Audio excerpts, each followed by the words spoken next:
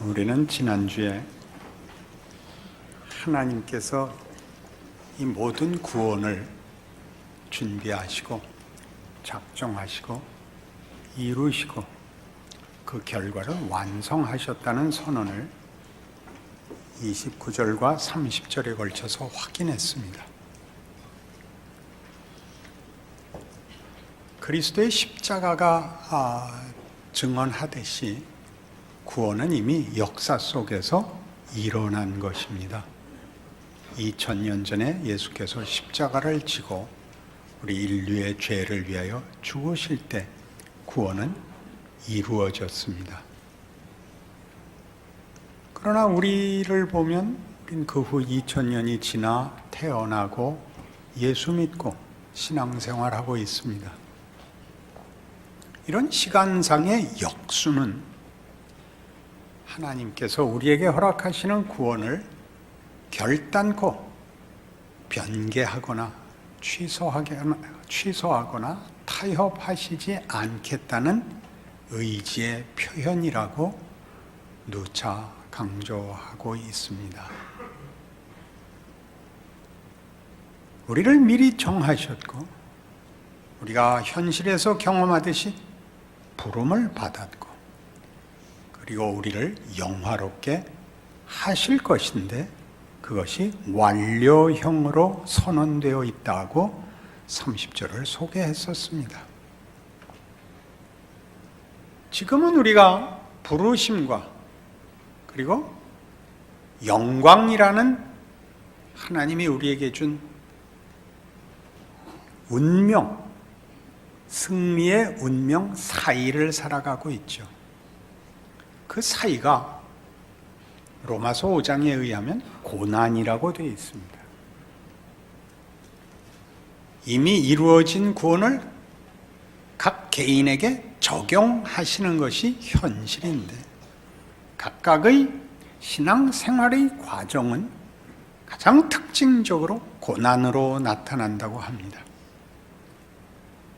그 고난 때문에 우리는 늘 우리에게 일어난 이 구원과 우리의 소망들이 흔들리죠.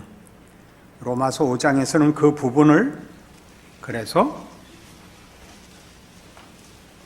5장 5절 보시면 소망이 우리를 부끄럽게 하지 아니함은 우리에게 주신 성령으로 말미암아 하나님의 사랑이 우리 마음에 부은 바 되었다고 얘기합니다. 사랑이 우리를 붙들고 가니 걱정 마라 그렇게 얘기하는 셈이죠. 아무도 실패하지 않을 것이다. 하나님의 사랑이 우리를 붙들고 있다. 우리는 늘 그 사랑을 이렇게 이해하지요. 그렇다면 우리 마음이 늘 넉넉해야 할 것 아니냐. 하나님이 우리를 사랑하고 있다면 우리 마음에 늘 확신이 있어야 될 것 아니냐. 그렇게 생각하는데 성경은 사랑을 그렇게 풀지 않습니다. 사랑은 최고의 의지이며 호의이며 인내이며 능력이라고 풉니다. 그것이 오늘 우리가 읽은 로마서 8장 31절 이하의 이야기지요. 누가 우리를 그리스도 예수 안에 있는 사랑에서 끊을 수 있겠는가?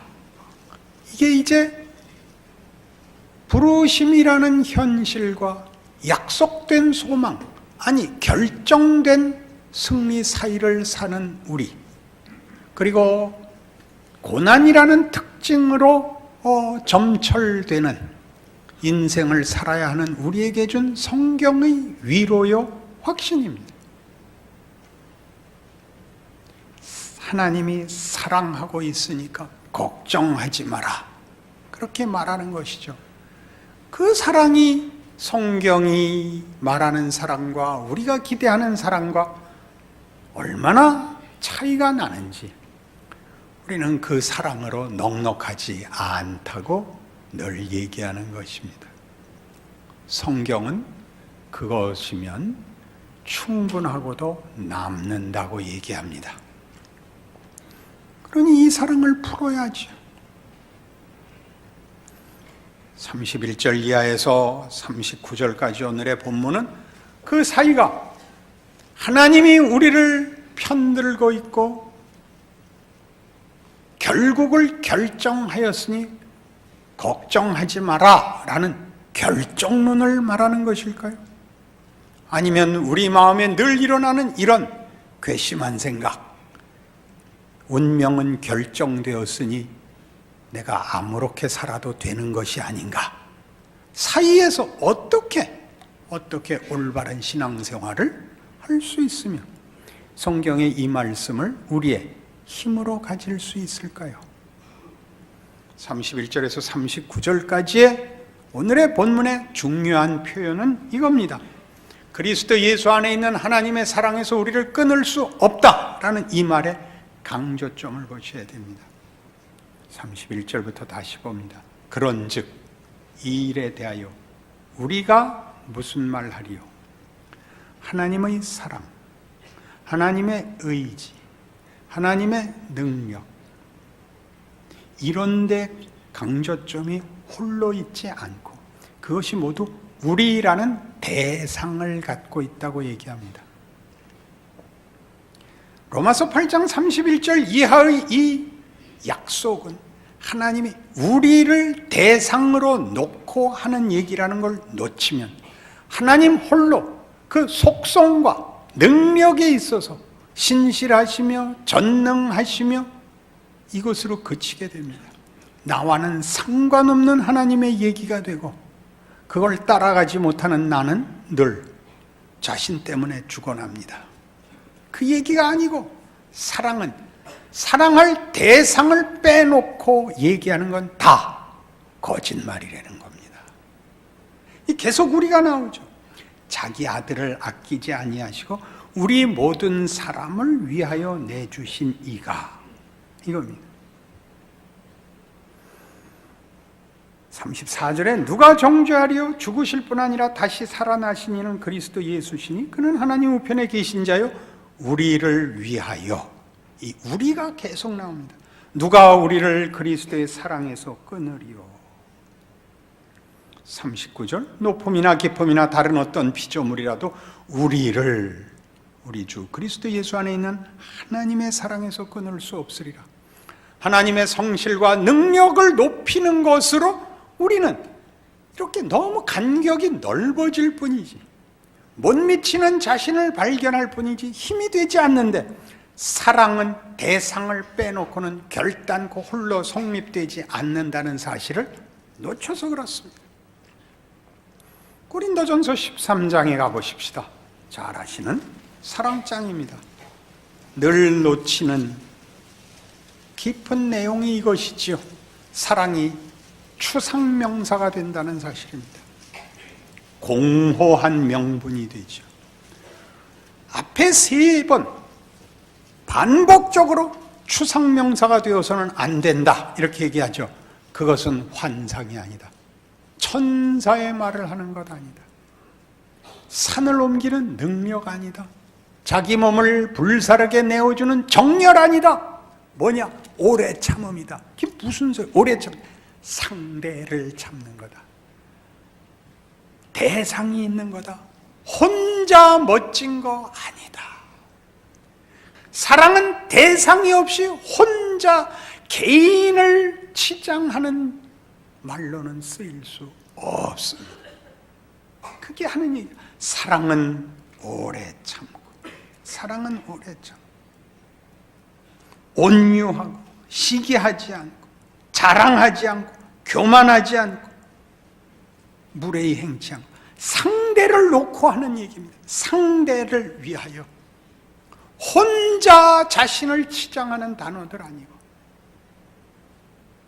하나님의 사랑에서 우리를 끊을 수 없는 것은 사랑이란, 우리를 향한 하나님의 사랑은 나 없이 혼자 할 수 없는 사랑, 십자가로 보인 사랑, 우리를 위해서 찾아온 사랑, 우리를 놓지 않은 사랑, 그게 성경이 하고 싶은 이야기입니다. 대상이 없는 사랑이 난무하죠. 이런 말들 자주 하잖아요. 우리 교회는 사랑이 없어. 본인이 하셔야 됩니다. 사랑을 하셔야 됩니다. 그리고 받으셔야 됩니다. 사랑은 꺼내놓고 명분으로 강요하고 잣대를 가지고 심사할 수 있는 게 아닙니다.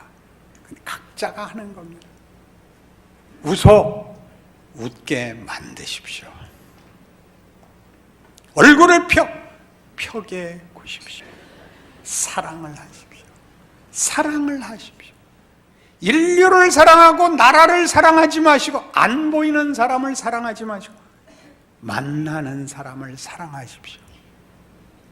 사랑하십시오. 성경이 지금 하는 얘기입니다. 자, 유명한 이런 우리가 얼마나 하나님의 사랑을 필요로 하고 홀로 있는 것이 무서운지 오빠 생각이라는 동료가 있습니다. 뜸북새 논에서 울고 뻐꾹뻐꾹새 숲에서 울지. 우리 오빠 말 타고 서울 가시면 노래로 불러야 되는데 비단구두 사가지고 오신다더니 1절로 끝날 수 없게 됐죠. 기럭기럭이 북에서 오고 귀뚤귀뚤함이 슬피 울건만. 서울 가신 오빠는 소식도 없고 나뭇잎만 우수수 떨어집니다. 그게 무슨 노래예요?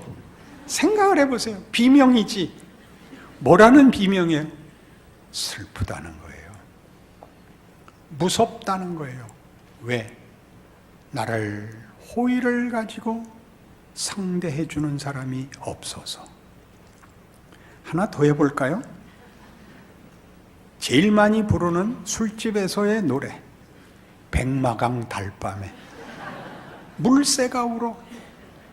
잃어버린 옛날이 그리웠구나. 저라 사공아 이려 편주 두둥실 낙화암 그늘에서 울어나 보자. 기쁘야. 외롭단 말이야. 아무도 나를 인간으로 대접을 안 하고 대상으로 품어주지 않더라는 거예요. 그러니 그 쓰라린 가슴을 소주로 적셔야지. 어떻게 견딜 거예요? 사랑이 쇼생크 탈출이라는 영화가 있어요. 봤죠? 안 봤다고? 그게 영어 원제에서는 쇼생크 리뎀션이에요. 쇼생크 구원이야. 탈옥하는 얘기가 아니라 쇼생크라는 그 감옥이 구원을 받는 얘기예요. 그러니까 사뭇 달라 보이죠? 앤디 듀프레인이라는 주인공이 아내를 죽인 살인범으로 2번의 종신형을 선고받고 들어오는 거예요. 종신형을 2번 살아야 돼. 감형을 받아도 다시 종신형인 거예요. 그 안에 먼저 와 있던 죄수인 레드가 이제 그를 보고 이야기식으로 풀어나가는 영화예요. 그래서 우리 관객은 모두 레드를 통해서 앤디라는 주인공을 만나요. 앤디의 속을 몰라. 그의 생각도 몰라. 옆에 있는 동료 죄수인 이 레드를 통해서 우리는 듣는 거예요. 그래서 그는 우리 모든 관객을 대표하고 그래서 궁금해요. 신비를 더하고 그래서 많은 내용이 그 안에 자리를 할 수 있었을 겁니다. 로저 에버트라는 영화 평론가가 위대한 영화 100편을 썼어요. 그 중에 이 쇼생크 얘기가 나와요. 재미있으니까 보세요. 성경 읽다가 재미없거든. 보세요. 근데 그 쇼생크라는 이름이 기이한 이름이에요. 아마 로저 에버트도 몰랐었던 것 같아요. 그 얘기 없는 거 보니까. 쇼생크는 이집트 왕 이름이에요. 이집트 왕 이름은 보통 우리가 황제, 천자, 천황 그러는 식으로 공식 직함을 바로라 그러고 실제 왕 이름은 다 달라요. 쇼생크는 이집트의 22대 왕조를 연 왕이고 성경에서는 이게 세숑크로 나와요.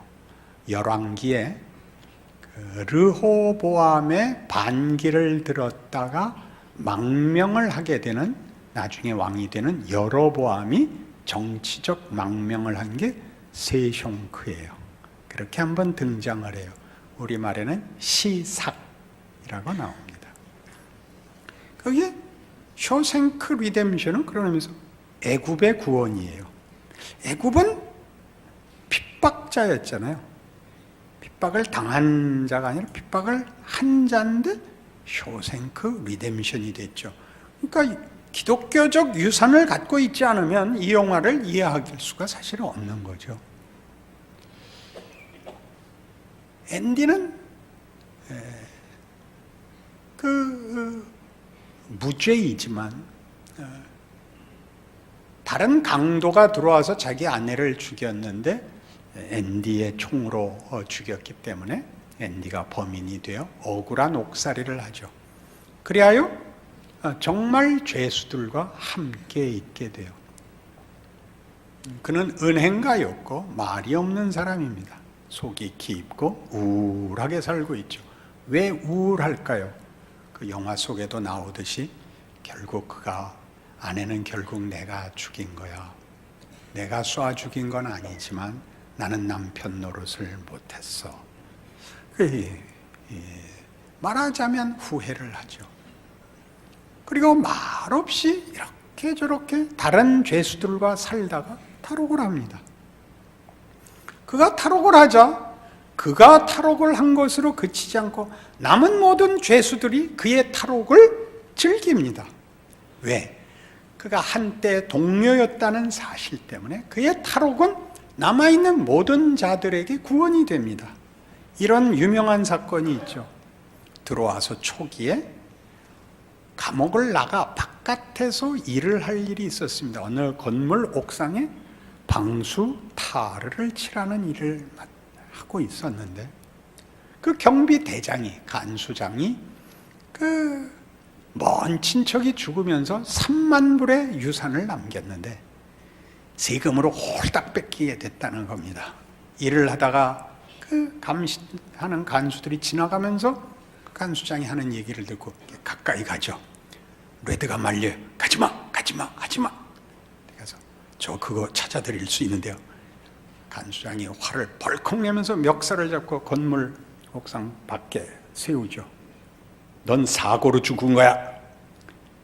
부인을 믿으시죠. 부인에게 증여하시면 한 푼도 안 내도 됩니다.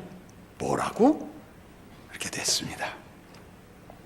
5만 불까지는 부인에게 증여하실 수 있고 한 푼도 안 내도 됩니다. 그저 간수장께서 알아서 하시겠지만 어차피 서류를 작성해야 되는 일이니까 제가 해드리죠. 다른 보상은 요구하지 않겠습니다. 우리 동료들에게 맥주 2병씩만 주십시오. 그래서 장면이 탁 바뀌고 이제 휴식 시간에 맥주를 먹고 있죠. 앤디는 저쪽에 앉아서 안 먹고 싱글벙글하고 쳐다보고 있습니다. 레드가 친구들에게 그러죠. 우리 보고 동료라고? 우리가 동료라고? 중요한 부분입니다. 그들은 동료였기 때문에 앤디의 탈옥은 자신들의 탈옥입니다. 남아있는 자들은 아직 감옥에 갇혀 있지만 더 이상 감옥이 아닙니다. 글쎄 앤디가 그랬어.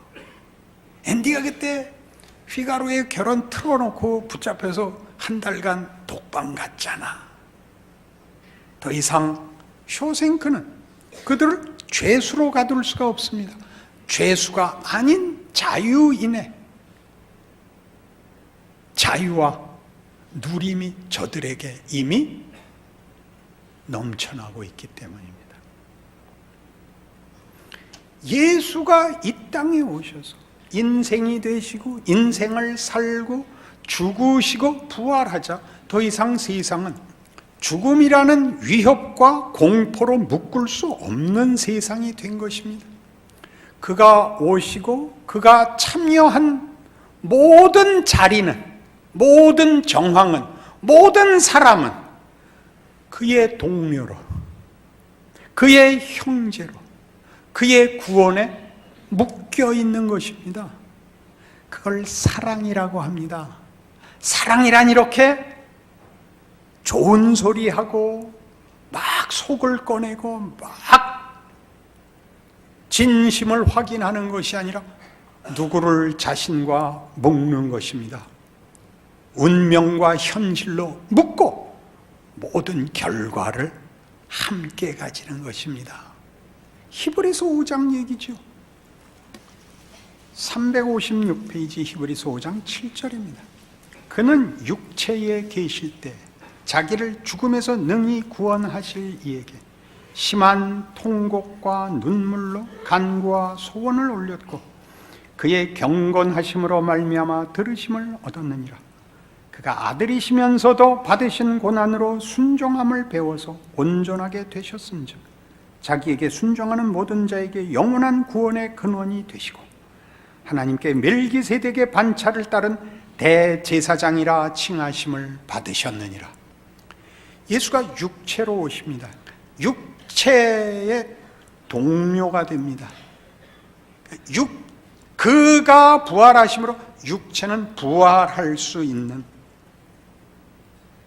그런 신분이 되고 그의 부활로 인하여 그가 오셨던 자리와 그가 함께한 모든 자들은 그 안에 함께 있게 됩니다. 그게 예수 그리스도를 보내신 것을 사랑이라고 얘기하는 이유입니다. 그는 이 땅에 올 때 아버지의 기뻐하심을 따라오신 분입니다. 아버지와 아들이 하나입니다. 사랑이라는 말로 말이죠.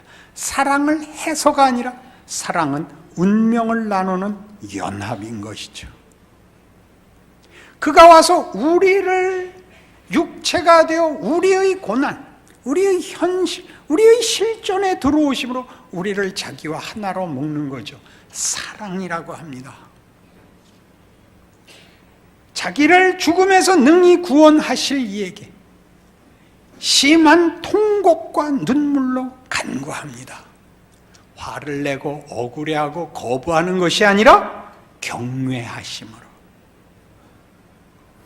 그와 사랑으로 묶여있는 분리될 수 없는 존재로서 눈물과 통곡으로 간구해야 되는 자리를 묵고 계시는 겁니다. 우리죠, 우리. 여러분들이 이것만은 아무도 해결해 줄 수 없어 뜸북 새 낙화암 그늘에서 우러나 보자 자리를 다 묶으셨어요. 예수 안에서 묶지 못할, 구원해내지 못할 다른 영역이 남아있질 않습니다. 사랑이라는 거죠. 우리를 그리스도 예수 안에 있는 사랑에서 끊을 자 없으리라 라는 말이 갖는 뜻입니다. 그러니 그는 우리의 구원자가 되시며 대제사장이 될 수 있는 것입니다. 그것이 우리에게 우리가 누구의 친척이고 가족이고 그 시대에 살고 그 나라에 사는 것으로 사랑의 존재로 서 있는 것입니다. 예수 안에 있자. 예수의 성육신과 고난과 죽음과 부활이 모든 인류에게 미치는 사랑의 행위요 그들을 묶은 하나님의 사랑의 능력이요 방법이듯이 우리가 이 시대를 살고 이 나라에 살고 누구의 이웃이 되고 어느 곳에 존재하는 것으로 하나님은 묶고 계십니다. 우린 뭘 하고 싶은 거죠? 우리는 대단한 걸 하고 싶죠. 상대방을 설명하고 격파하고 굴복시키고 싶죠. 그렇게 하지 않습니다. 어느 누가 예수 그리스도를 이해하고 예수 그리스도께서 힘으로 누구를 굴복시키고 납득시켰습니까? 다 받으시죠. 다 받아 안죠. 다 품에 안는 거죠. 다 인류 역사상 유례가 없는, 아무도 다시 할 수 없는 억울하고 부끄럽고 고통스러운 길을 가서 그래서 보상을 받았다가 아니라 어느 한 부분도 남김없이 당신의 품 안에 안으신 것입니다. 그렇게 우리는 사는 거죠. 잘 아시는 마태복음 28장 18절이 뭐였죠? 하늘과 땅의 모든 권세를 내게 주셨으니 그러므로 너희는 가서 모든 족속으로 제자를 삼아. 이게 무슨 말일까요? 우리 그 땅 끝에 와 있는 겁니다. 우리가 서 있는 자리가 땅 끝입니다. 우는 자리, 할 말 없는 자리, 억울한 자리, 견딜 수 없는 자리, 거기에 하늘과 땅의 모든 권세를 쥐신 예수께서 보낸 자리, 볼지어다 세상 끝날까지 내가 항상 너희와 함께 있을지니라. 예수를 믿으면 어떡하라고요? 겁을 내지 마세요. 겁을 내지 마세요. 낙화암 그늘에 가서 울지 마세요. 우리가 사는 인생에 아무것도 아닌 것 같고 아무것도 없는 것 같은 속에서 일하시는 하나님, 그의 사랑, 나에게 준 이웃, 상대, 너무나 많은 상대, 그들 앞에 내가 서 있는 겁니다. 그들을 명분으로 쫓아내지 마시고 그들을 결벽증으로 외면하지 마십시오. 당신이 있는 것이 이웃에게 위로가 되게 하십시오. 편이 되어 같이 울고 같이 웃으십시오. 아무것도 줄 것 없으나 나 살아있는 것이 하나님이 일하시는 방법이다 기억하십시오. 여러분 서 있는 자리에서 하나님이 무엇을 하는지, 여러분이 거부하는 인생으로 하나님이 어떻게 일하시는지 확인하시는, 자랑하시는 인생 되시기를 바랍니다. 기도하십시다. 하나님 아버지 은혜를 감사합니다. 하나님이 그 아들을 세상에 보내심은 세상을 사랑하시며 심판하려 하심이 아니요 구원하려 하심입니다. 그 사랑을 받았고 그 사랑을 나누는 자로 서 있으니 열심히 살아야죠. 울어야죠. 기도해야 됩니다. 그리고 내가 가는 길마다 발자국마다 하나님 함께 하시는 줄 예수 안에서 확인하여 위대한 인생인 줄 알고 살아 하나님의 영광과 능력 드러내는 우리 서 있는 자리, 우리 사는 이 시대 되게 하여 주시옵소서. 예수님 이름으로 기도합니다. 아멘.